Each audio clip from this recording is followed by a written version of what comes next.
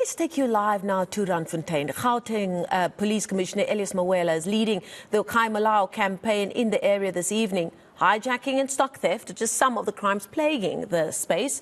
Let's take you there now live where the Commissioner is ready to speak to us. Commissioner, thank you for your time this evening. As always, no festive break for you. You've worked right through trying to keep South Africans safe. Why Randfontein tonight? I know when I had a look at the crime statistics in the area earlier this year, it was stated that Kagiso and Randfontein are in the national top 30 police stations where the most contact crime incidents have been reported.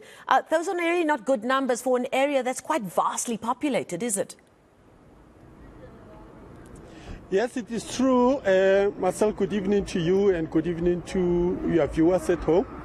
Let's appreciate the opportunity given to us. It is true, Randfontein is one of the national top 30 police stations. I think it's occupying position 13 in the national top 30 high contributing contact crime stations. We decided to come here so that we assist the station commander, the district commissioner, to stabilize crime. We have also observed that they are experiencing the high rate of crime, especially from Friday, Saturday and Sunday. And the hotspot areas, Hijackings, and Randfontein, the CBD itself, and Tukomsres are the main hotspot areas which is contributing the highest volumes. So our operations tonight, it will focus on those areas so that we can try to bring the levels of crime down. Now, we've now just stated that stock theft is one of the issues there, as well as hijacking.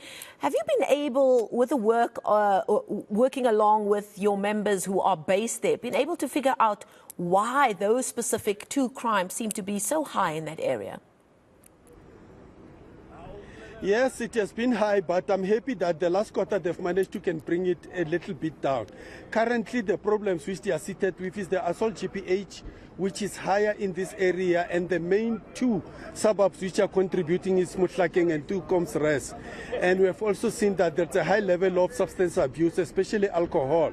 It is the challenge. Hijacking, they've managed to bring it down, but the truck hijacking is still on the rise in this particular area, mainly because of the escape routes, which are taking, which people they can easily escape towards Soweto or towards that side of Rustenburg or go back to Pretoria. So there are so many escape routes which are happening in this particular space. But theft of motor vehicle, it is also showing an ugly head. And what is also surprising, it is like Everton. Most of the vehicles have been taken from the people's yards. And we have also directed our intelligence community and our crime register to do the deeper analysis to know exactly what types of vehicles have been targeted in this particular area and where is the market. But we have also started with the bank, Marcel.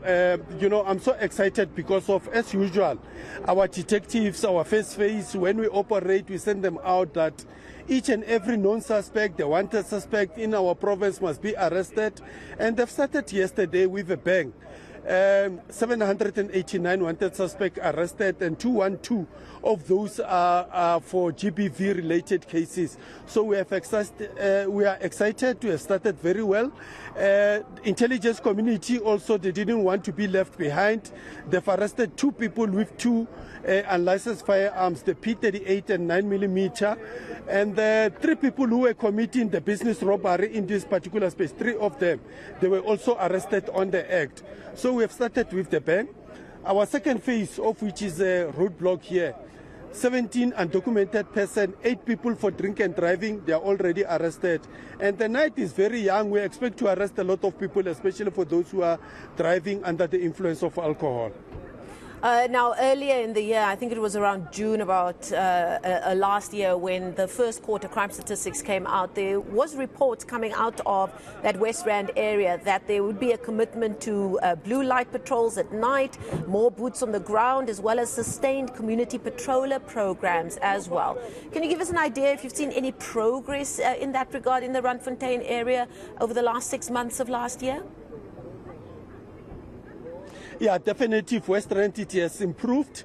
We have seen that they've put some more efforts. What they've promised the citizens, they said that they'll do, they are currently doing. Their crime situation, especially for the last quarter, is not so bad. They've managed to reduce all the problematic crime.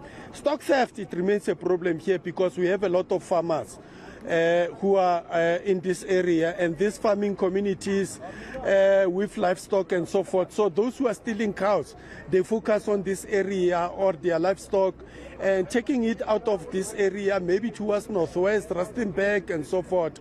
But we do have the Rural Safety Unit, which is also working together with the rural communities to ensure that we deal with theft of livestock in this area.